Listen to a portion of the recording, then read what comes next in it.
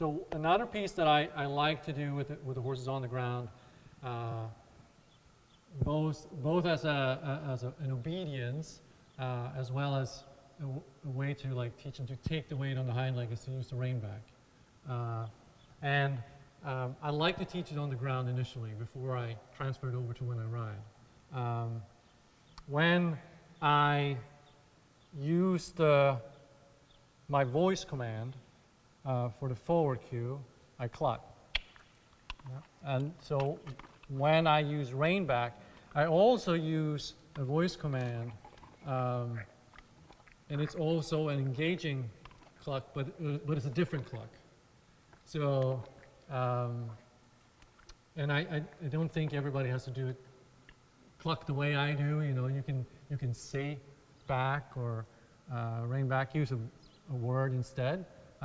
But I think it's helpful for the horse to understand when we're trying to engage them, but in a backward stepping way.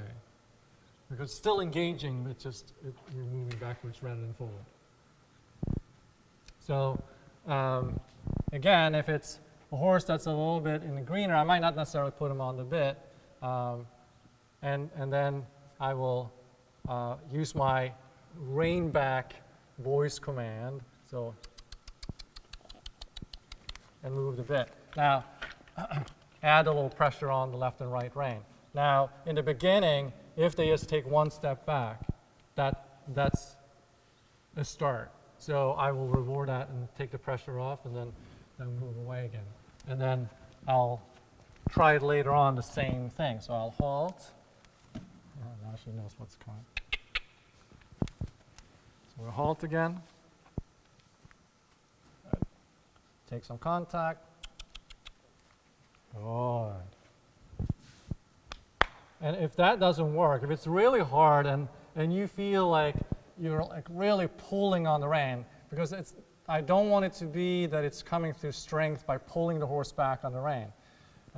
It might be helpful to take the whip in front of them. Good. Or even tapping them on the chest.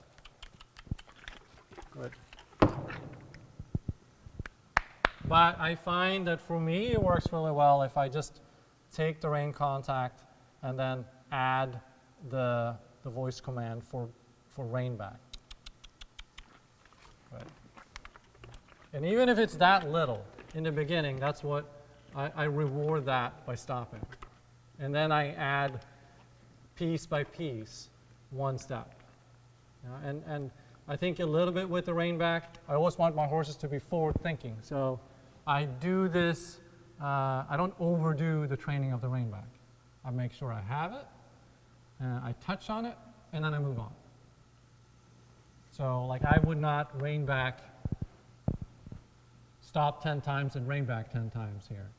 I would do it maybe 1 or 2 times, and then I'd say, okay, that's enough training session today about the rein back. Now we move on to the next step.